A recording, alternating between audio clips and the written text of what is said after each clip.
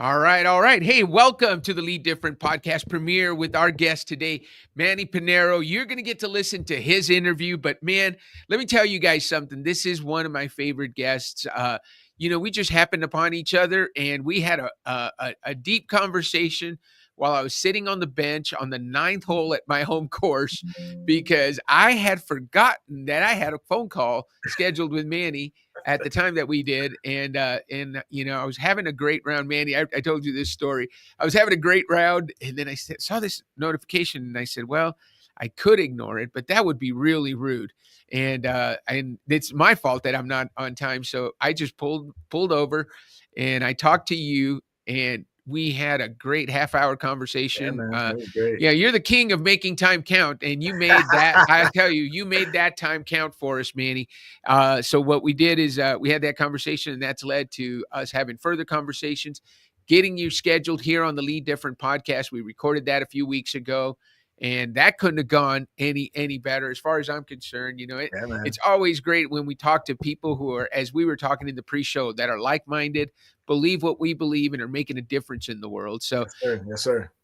What are you excited about right now, Manny? Well, another opportunity to spend some time with you, man. It seems like our time, as precious as it is, goes by so fast. And so I know that our first encounter, and then of course the podcast was great, and it was just a comfortable conversation, man. You can't ask for a better vetting when it comes to meeting people, and then just gauging them for who they are. That's, to me, that's worth more than anything. Yeah, it's interesting because I've been just digging into this. Of course, it's the work that I do, right? But I was talking this morning in a group that I'm a part of, and I said two of the three of us, three of the four of us in the conversation had done the YOS, and one of them had not. And by the end, he says, I need to do this. That's right. I got to do it because we were talking about how we talk to people and how we understand each other. So much of it is self-awareness. And you posted something, Manny, that really, I think it's impactful. Please go ahead. No, go ahead. No, I was going to say, man, that's, I always try my best to provide whatever feedback I can. Right. In the most, in the most massive way. Right. And I needed to share that because I think a lot of folks who are still trying to figure what they're doing, figure themselves out, don't truly understand that there's actually a way to do that. And then, more so now that you have a lift off, now what do you do? Like, what do you stay in the same place, or are you willing to risk and challenge yourself to change? Right. So those things are important. So yeah, my feed to you was really to say that was my huge thank you to kind of reinforcing what I believed in already. So when I did the YOS and it came back with exactly what I'm doing, I was like, okay, this works. Yeah, and you guys are going to hear this in the interview, but Manny and I are very similar. Contribute and challenge are our top two. So we both want to make a difference, but we both like doing things outside of the box. And in the interview, you talked about that, Manny. You watch people do something, because everything's the military. You got to be by the book. You were Air Force, I was Army. So, but that was a slight difference. But we still had to do things by the book. Yeah. But what you find out is that you watch somebody do something out of the box and different, and it works, and you said, wait a minute, there's other ways to do these things, right? It's so true. I mean, I think for life's lessons, we try to capture what we know because we think we know it all, and I mean, that's the reality. I think when I talk to some clients or even the corporate SES directors and such, they seem to gauge that if it wasn't for them, this entity would not exist, and it's probably because what they've grained in their structure of their journey is that this is the way it's supposed to be.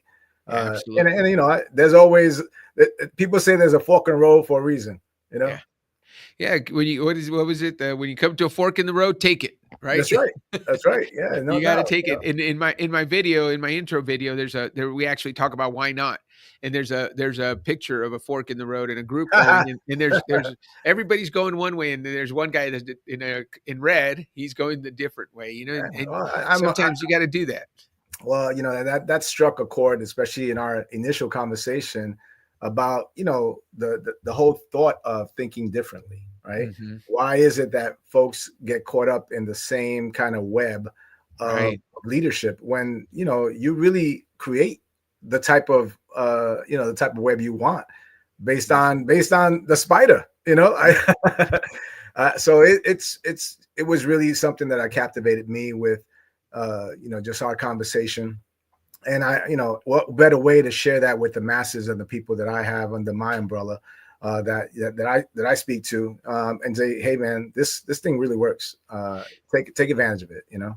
No, I really appreciate that, Manny. And excuse me. So what we're going to do. So Manny and I got on late. I was running late on another call, but we always do our premieres at 11 a.m. Mountain Time, 1 p.m. Eastern Time. And so I apologize for showing up late, but what everybody's going to get to see it behind the scenes. So Manny, this is what we're going to do. Sunil's going to start the interview. We're going to watch the interview. You and I, what's your favorite platform that you interact with your audience with? Is it Facebook, YouTube, LinkedIn? Probably LinkedIn. I have a Facebook, but you know, those folks out there are usually more you know, personal, family oriented. Sure. But the LinkedIn profile is actually my standard go-to for anything business or professional. So perfect. So on the right side of our screen, we're using StreamYard. Shout out to StreamYard. But in the private chat, you can chat. But you can see at the top right, it says comments. So we're gonna go when we interview when the interview goes live. You and I are gonna go off camera, and they're just gonna watch us talking to each other. Cool. And what I want you to do is go to LinkedIn, click on the live link. Now here's a technical thing. You got to turn off the volume on the LinkedIn, because you'll have the volume from the StreamYard and the LinkedIn playing at the same time.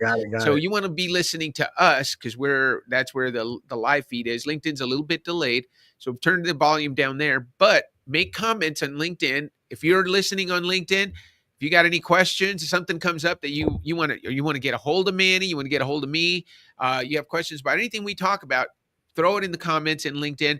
We're also live on Facebook and on YouTube. I'm monitoring, Sunil is monitoring YouTube. I'm monitoring LinkedIn. And I think Brenda's monitoring Facebook. So we'll answer your questions. And if we get some good questions, we'll put them on the feed and we'll highlight them. And then Manny and I are going to be talking through the private chat on the right here. And we'll also be live on LinkedIn. So we're looking forward to answering your questions. I'm looking forward for you guys to feel the energy of Manny Piñeiro. You know, I always get accused of having a lot of energy, and I don't know what would happen if Manny and I got on the same stage. We might just explode. It'll blow up, bro. It'll blow up. It would be so much fun. Look, I'll share this, you know, because we're looking to gauge into a future collaboration, but we may have to just counter that and put a bubble around us. Just we might need the front row is going to need protective suits. Is what's going to happen. Well, Manny, I'm looking forward. Sunil, I know, is ready to play the interview, so we're gonna air that, and then like I said, you and I are going to fade into the background and go be ready to answer some questions. You go to LinkedIn, click on the link that you've been sending out all week. Just click on it; it'll take you to the live. Put it on mute. Put this in a different tab so you can listen, and let's interact with our audience. Perfect. All right. Thanks, Manny. Thank you so much for being on. At the end of this, I will actually be mobile, but I'm just going to have to call you after. And that's man. Okay. Look, we'll connect. You know, you have me on speed dial. So that sounds good, my friend. Thank you. Thank you, brother. All right, guys, enjoy the interview.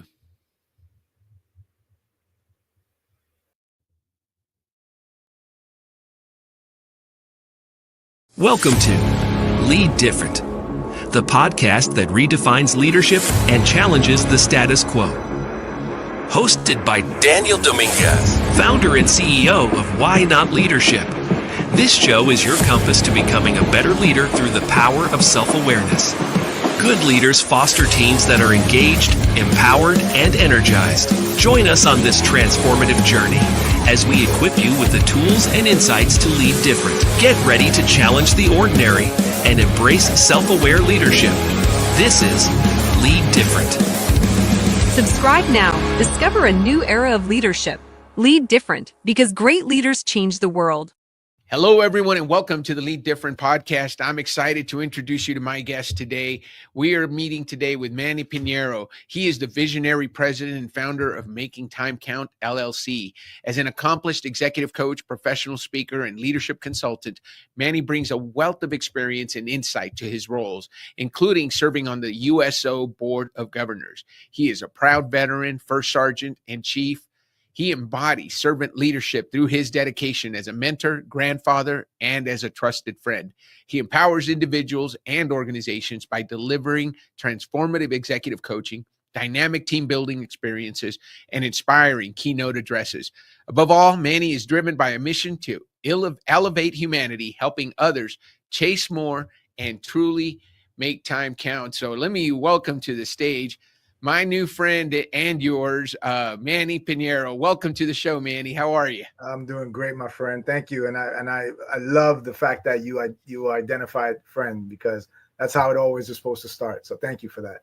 Oh, I love it. You know, one of my guests that I had, Adam Packard, he's a tremendous marketer, and he says conversations count. At the end of the day, he said, you know, he with the most conversations wins, because conversations lead to friendships, lead to relationships. And that's where, you know, that's where the magic happens. And totally. I've enjoyed getting to know you today. For those of you, you know, that aren't on the background of this, you know, Manny and I connected in October of last year, but we hadn't talked in a while because his schedule's busy, my schedule's busy. We've been trying to get this podcast going, and realized my first day back to recording today, and I realized I hadn't done his YOS. I hadn't really had a lot of background, but we spent an hour earlier today, and I feel like Manny is a long lost brother. Yeah, no doubt, man. It was great, man. Just catching up, and you hit it on the head, man. The holiday season can sometimes take you out of your funk, you know, your normal kind of 100 miles an hour, but it's always needed. And so yeah, believe me, I knew that we were gonna connect sooner or later. You know, what was really fun is just reconnecting and realizing why it was that we connected in the first place, because there's so much that we have in common. Both of us are veterans. Both of us believe in contributing and making a difference.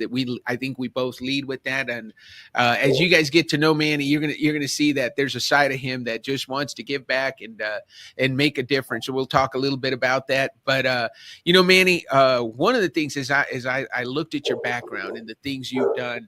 You're a keynote speaker and an executive coach, but you bring a ton of military experience and a very different journey. You're on the Lead Different podcast. What we want to talk about is, how have you led differently? And how are you helping leaders today lead different through all the lessons you had? Because you had a decorated career in the military, in the Air Force. So why don't you walk us through you know, where you started, what made you decide to go into the military? Where do I begin? It seems like a forever journey. And I say journey because it's continuous, but you know, I started back in 1988 when I joined the military, and I look at the timeline that all that was going on at that, and that, you know, that during that portion of life. But I was still trying to figure out what I wanted to do. I know that, you know, you hit it on the head earlier. I know I wanted to serve.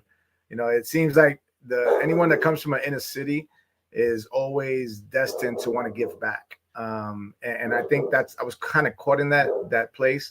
I was very invested in the community, but I knew that there was more that I wanted to do, which in fact kind of led the charge for that Chasing More video that's out there. But it was really an opportunity for me to figure out, how can I continue to serve and find what's best in me at the same time.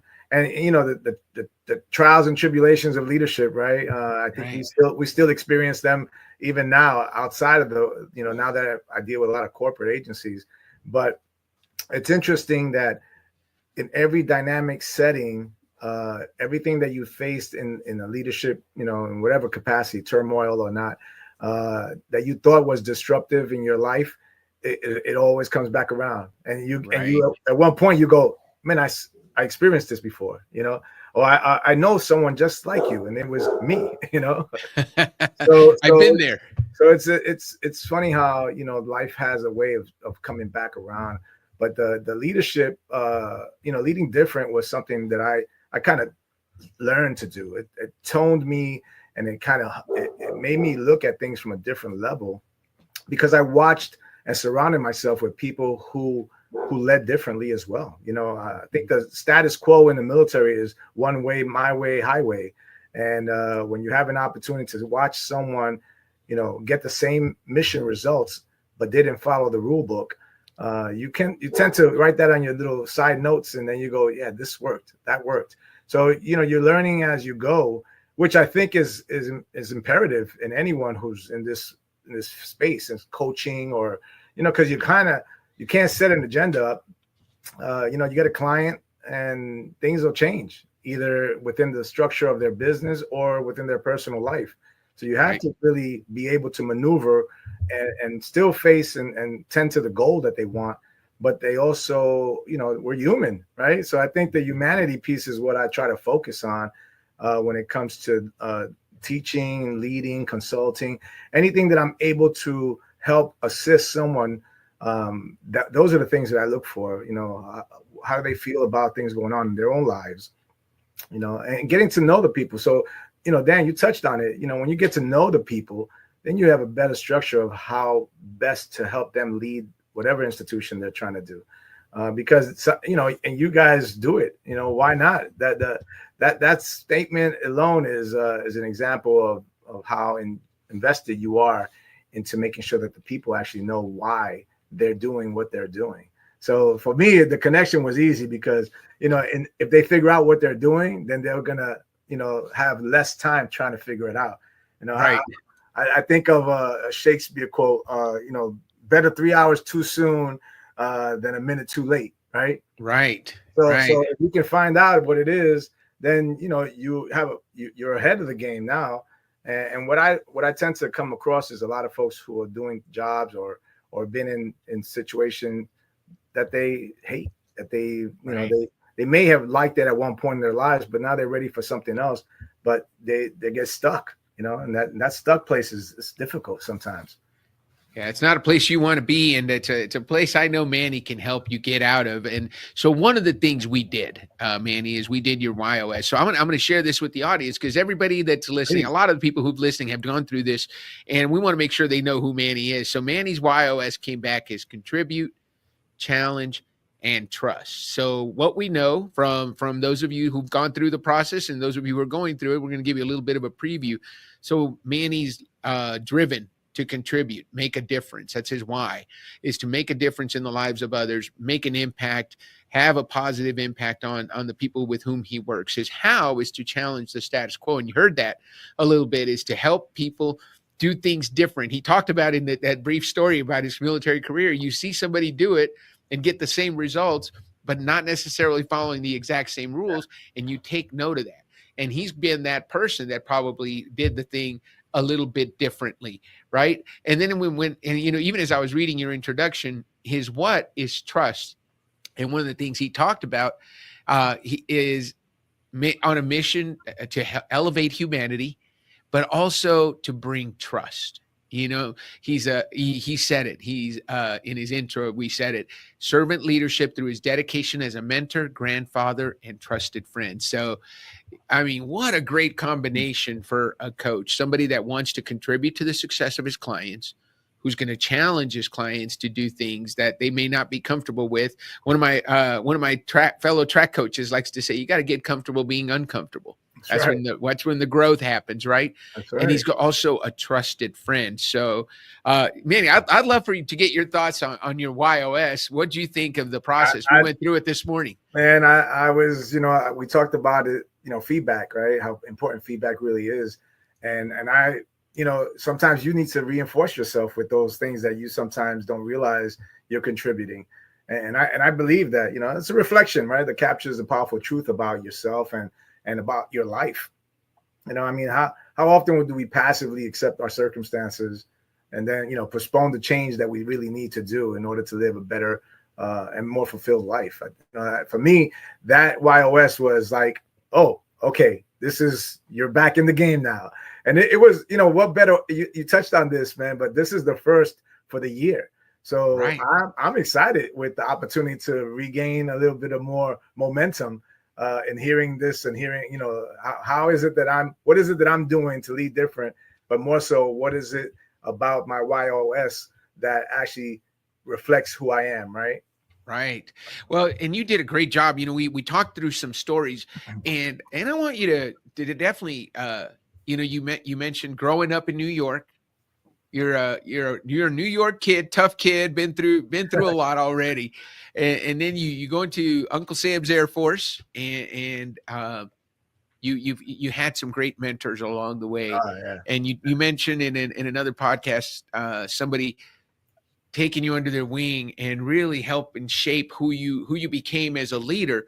But you also mentioned when you were talking about you growing up in New York, and you grew up in the city, in an inner city, you're destined to give back. And I will tell you, not everybody is driven like you are to give back.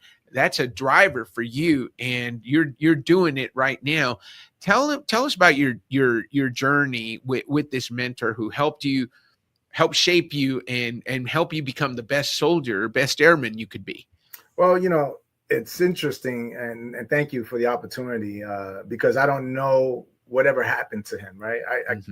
Johnny Blanton was his name, staff sergeant, and I remember him, and I've shared this story in different forums with different people about the transition of an individual. He was from the city too, not New York, but he was from the streets of Chicago, and he understood. He had been in the military for quite some time, and in those days, you don't get promoted fast, so a staff sergeant was like God, and so he had been in for quite some time. And I remember that he pulled me aside and asked me how long did I want to be in the military, and I was like maybe a year or 2 years into the military, and I said, I don't know. And he says, I'm asking you this because you're about to go home because you got an attitude.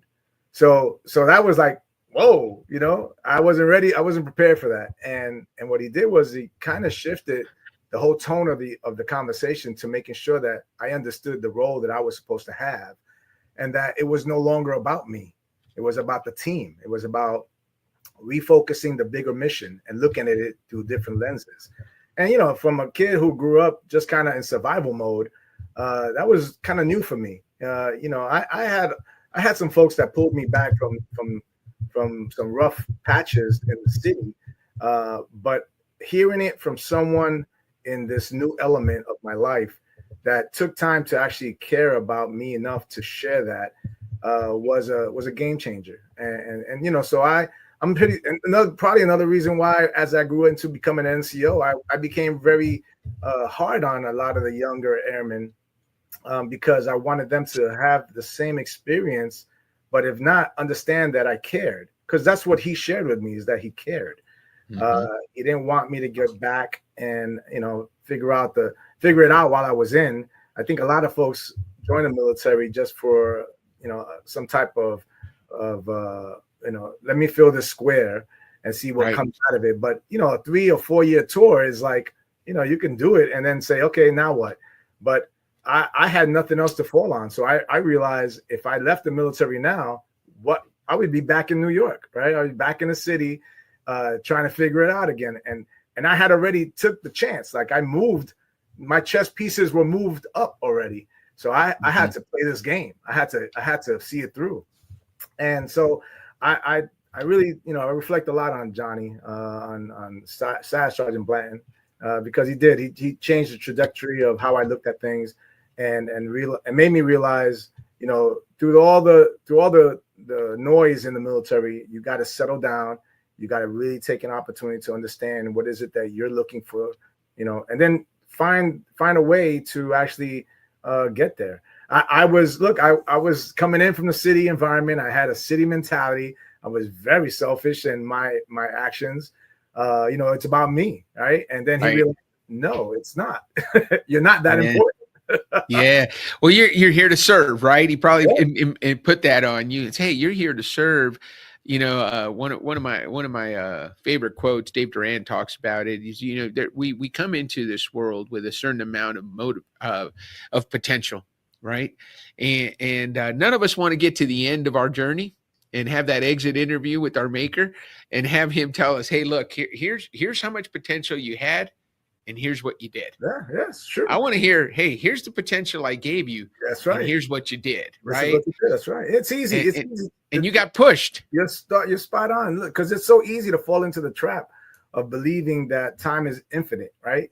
So if I don't learn it today, I could learn it next week, or maybe next month, or maybe next year. But so we delay taking action on confronting uncomfortable truths about our current state, and that happened to me a lot. His situation and his one-on-one was just the one of many situations that came after that. And as you pointed out, we're the product of our choices, right? We make all the things that we do. We have to be accountable for them. But if we're not happy, where we're at, and we start saying things like life is unfair, what we do is that we allow ourselves to remain stuck right in that same place. And that's what I didn't want. And another reason why I left the city is because I think, there weren't many people that were telling me that I can do anything I wanted to do. So you kind of sit back and you gotta take a realization that, well, somebody told somebody because they left, right. And it wasn't until I experienced it in high school prior to my joining the military is when I saw a guy from my old neighborhood who a year ahead of me joined the military, joined the Marine Corps. And when he came back, I didn't even recognize him. So that was that was another one of those, man, if he can do it, right. So I think that's what we lack when we look for mentors and folks that we can follow. I believe in people who are movers, people who want more, who chase more. And sometimes I have to change the mindsets, because I think when people hear chasing more, they think that it's taxing them out. Like, I got to get this and have that. No, chasing more is that life has so much to offer, right? But you control how and where you want to, get to it. Like, it's like fishing. You could have the best pole, you could have the best line, you could have the right spot, but you may not catch anything, right? So do you stop fishing? Do you quit? Do you say, you know what, I'm bringing this pole back to Walmart, right? or the bass shop or wherever you buy. No, you go out another day, right? And you try again. And I equate everything to the try. You have to. Yeah. You have to. But it's funny you mentioned that, because I was, believe it or not, I was at Mass this morning, and the pastor was talking about knowledge. In today's world, we have access to all the knowledge in the world. This laptop in front of us, we can access pretty much anything that's ever been written, ever been said. You can watch it in a video, you can see it. But he said there's 3 parts to actually getting things done. There's knowledge, then you got to believe it, right? So then you got to believe, and then you got to act. So there's knowledge is good, but you can know anything. Do you believe it? Now that you believe it, are you willing to take action? Now that you know and believe it. And I thought it was such a great metaphor for what coaching. I'm sure you see it with people you work with, Manny, and people you've mentored throughout your time. There's a lot of people with knowledge, a lot of people who believe, but the ones that get things done are ones that actually take action. So there's knowledge, there's believing, and then there's taking action. What do you think about that? No, you're spot on, brother. That the idea of, and maybe that's why I was so passionate about, this brand, because it's more than a brand, right? This is my way of life. I know we talked about my military life and in a short reference, but I had 3 young men while I served, and most of the jobs that I had, especially during my tenure as a first sergeant, kept me pretty busy, and I mean, like on the road, traveling, or maybe early mornings, late nights. Yeah. And people couldn't say, well, that's the military life. Yeah, but you can choose what type of life in the military outside of the mission you want to have at home. And what I felt was that that I was there, but I wasn't really present. And so you get into this rut of thinking, well, I didn't get to spend too much time with my boys this weekend, so maybe next weekend. So here we are pushing out what the actions are, right? The things that you just spoke about, and you start assuming because the idea of living each day as if it's our last is a huge wake-up call. Yeah. And I knew a lot of people, and particularly one young man, Arnando, we called him A-Rod Rodriguez. Yeah. But he was a fire in a hole guy, man. This guy was he light up our room with his smile, and you talk about what he did in the business and his craft. He knew his job, and it was so relevant to meet him because he also was from New York. He had 3 boys, 3 sons like I did, and so we had such a great connection, right? His wife and him grew up in the city, just like my wife and I. So there was so much of this connectivity that I said, man, this is my guy. Well, our time in where we were stationed at, of course, went through. But this young man who was probably maybe a year younger than me, man, he passed away. And running PT with his troops, and had a heart. His heart gave out and what's crazy, he was about to retire. So you think about that, and what was really going on in his life at that moment, and what was he thinking? I'm blessed. I still, all his boys are like my nephews, right? Still stay in touch, and we're still in that place. But I always use that as like a wake-up call that we are not promised anything. Right. So reminding people with the opportunity to understand that time is the one resource we can never get back. Right. It's really relevant. It's in truth, we do have control over how we live every day. Even though we say change may be difficult, because it requires us to actually take risk, but we have the power to make different choices, yes. and lead a better life. I'd rather have an opportunity to speak with a client or coach someone through a strenuous time that they're having, and before they actually become unhealthy or get into a bad discussion with a loved one. I mean, those things they're all made up of something that's going on in your life that you're not resolving. Right. Oh man. So I want to talk about your shirt says it's the name of your company, Making Time Count. One of the interesting things is you came out of the military with your brand. That was your tagline already. Yeah. You'd been talking about that with the people you led for a long time. And so when you transition into the executive coaching consulting world, that became your mantra, and it became the name of your company. Why where did that come from? Tell us a little bit about the origin of Making Time Count. Brother, there is a great feed. So you're going to hear it first and foremost, and out of all the things in the world. And I think I've posted about this a couple of times, but I was in New York, and here I am, I don't know, 17, 18 years old. It was right before I was ready to join the military, and I went out to dinner, with some family and friends. And we happened to go to this Chinese restaurant, right, that we knew. Could you imagine that was a fortune cookie? No. Making Time Count was a fortune cookie. That was my fortune, and I kept that. I still have that fortune. I kept it. I put it in a we don't even have pictures anymore, but I had a photo album. Yeah. Kept it in the photo album, and it spoke to me. Like, it really spoke to me. So the opportunity, it's crazy. And Dan, I'm telling you that no one's ever asked me about it, but it was enough that it kept me driving.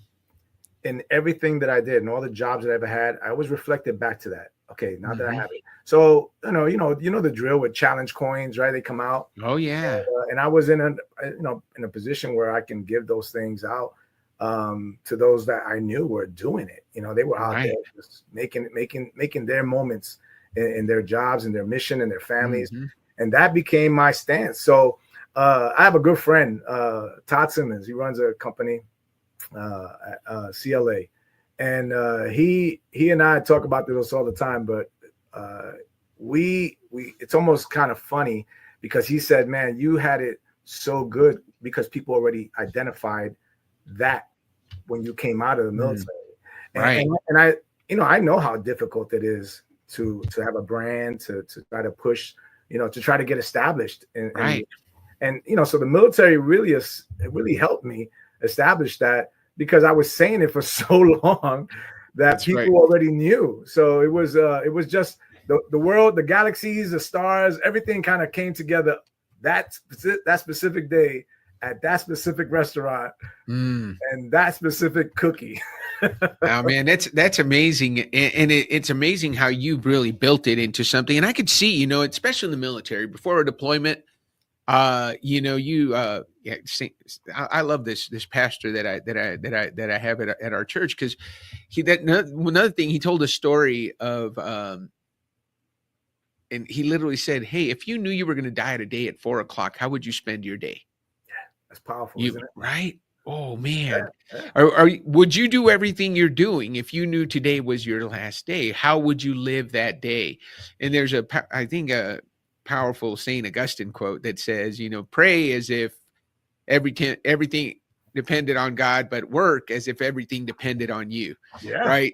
Oh, and you have to kind of do that, but you have to realize our tomorrow is not guaranteed to any of us.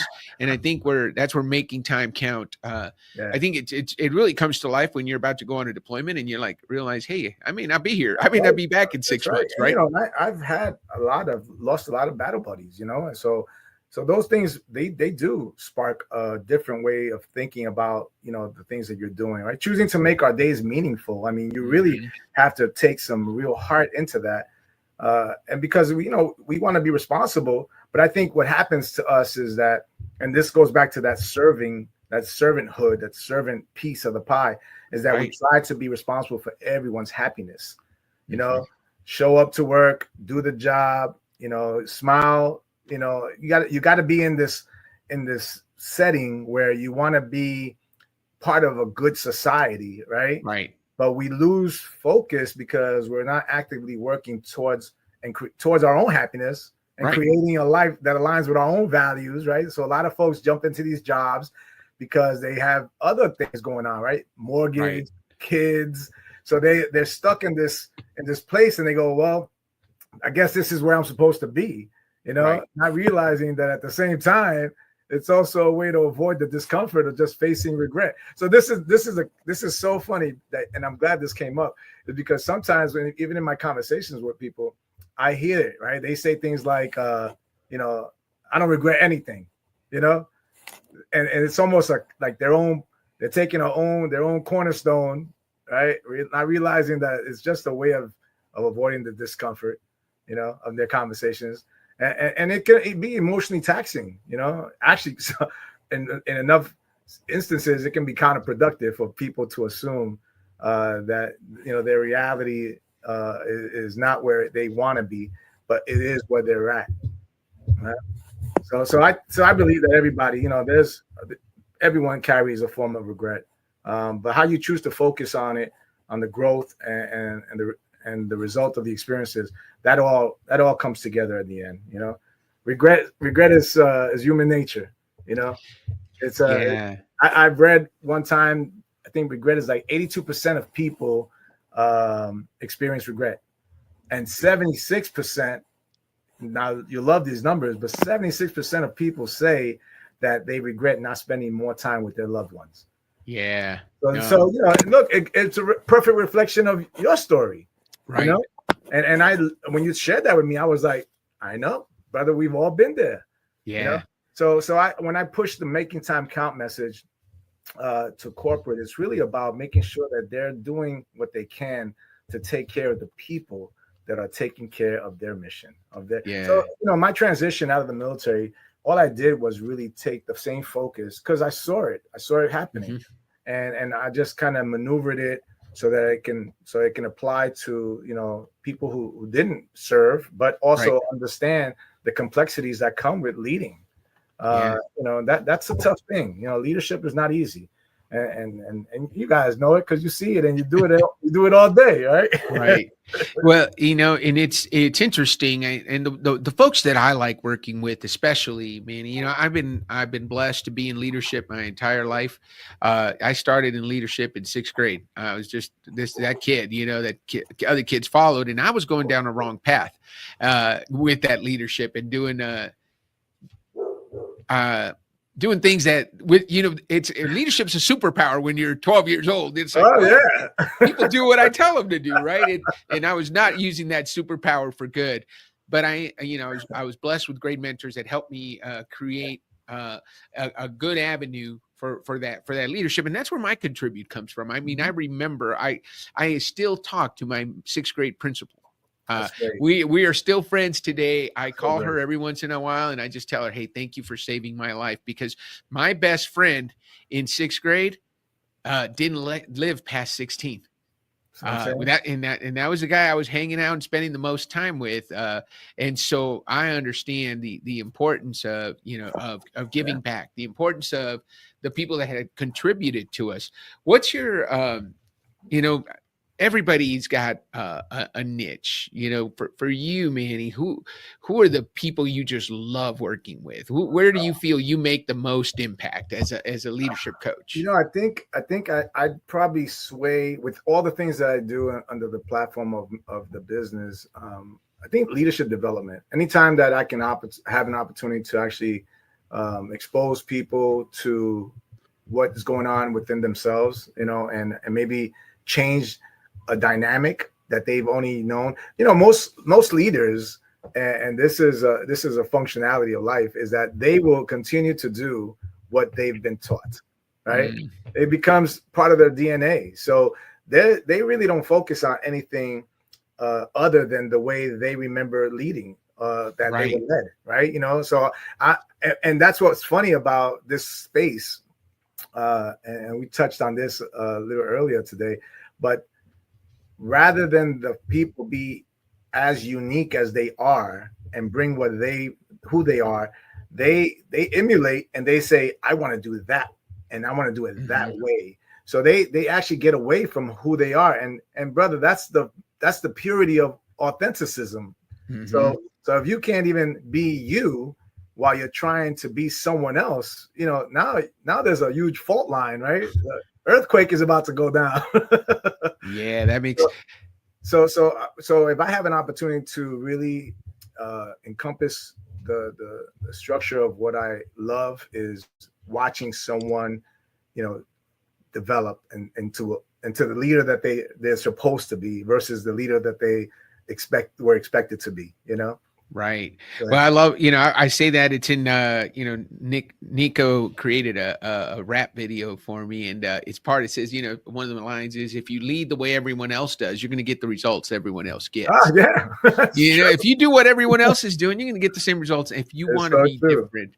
And I know, Manny, you bring that out of people. You bring that creativity, and what are we going to do different? Well, how are we going to stand out from everybody else that's doing everybody's doing this? Everybody does end of year reviews. Everybody does, stack ranking. But what are you going to do that's going to make you stand out as a leader? Just like, that staff sergeant had an impact on you.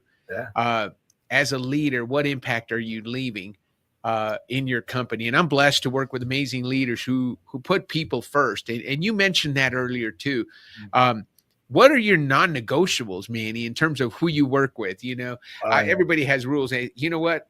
If you do that, you're not working with me. What are some of the non-negotiables? What do people have to have in order to work with you? Let's keep it on the positive side. Who do you want to work with? What do they have? You're hitting it on the head, man. Because you can't just drop everything that you're doing, because again, this is like my time. I'm not here just to assess you and your team. I'm here to make sure that my time is being afforded an opportunity to develop and grow with you, right? As I'm giving back, right? So yeah, values matter. Character, leaders matter. Those things are important. I try not to be biased to a lot of different types of individuals that I've come across, because again, we're all unique in our own way, right? God has approached and touched and made you the way you are. Now go do. But I think that we underestimate the power of thought.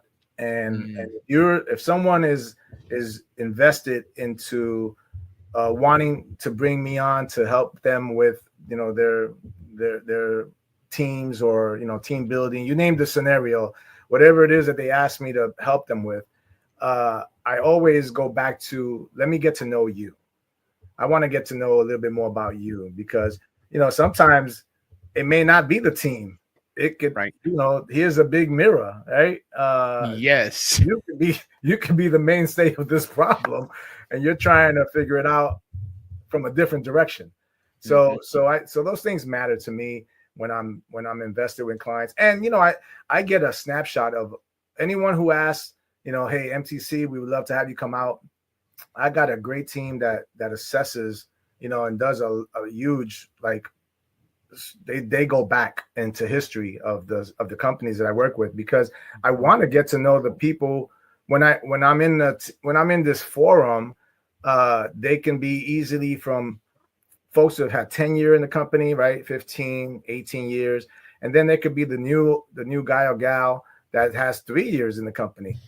And those generational gaps are, as part of our workforce development, right? So that plays into how much of the company has not changed since that guy that has 18 years been in part of this team, or maybe they're just changing too much, too fast, to not sustain the 2-year, 3-year person. And, this generation is different. I have a son in corporate, right? I mean, he works for my middle son, Christian, works for the Department of Transportation. But if you ask anyone in his age group, they're 2 years and I'm gone, because they're looking for the next best thing. So that's a presence of the generational workforce that we have now. But I to be blunt, values matter to me. Trust matters to me. And all those factors that come with, again, I focus a lot around humility and humanity. And I'd rather be a productive person that's going to help someone produce better, right?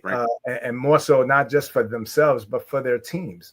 If you establish that type of rapport, then that's what makes or breaks the situation, And if you walk away and at the end they're all ecstatic, then job well done, job well done. No, go ahead. I'm sorry. No, one of the things that I know you probably do, Manny, and as coaches that are out there listening, is you bring something more. Because everybody, as a keynote speaker, that there's that sugar high when you hear Manny give your message, and oh man, we're gonna conquer the world. But guess what? Manny gets on a plane and he leaves, right? Manny's gonna get on a plane. He's gonna go on to that next keynote, and I can hear you talking about, hey, you want to work with the team. You're gonna and that self-awareness is so important, right? And you talk about it. That's where we start at Why Not Leadership. We start with the leader. We call it know yourself, know your team, know each other, and then know your leader. And so we go through those 4 steps. And when we go through those 4 steps, man, a team that the leader knows himself, he knows how his team is wired. That team knows how each other is wired, and then they all know how their leader is wired. Man, they can accomplish so much more than before they knew that stuff. And they can be working together for 10 years. And it takes somebody like a Manny to come in and, hey, let's get to know each other, guys. It's crazy, Dan. And because you've interviewed and you've been in the field for years. So you've seen the differences in people and how they relate to things, right? We got a lot of professionals in this coaching space. And what's the niche? What keeps you what keeps your phone from ringing than someone else's? Right. And I truly believe that you don't have to differentiate yourself that much. Just be you.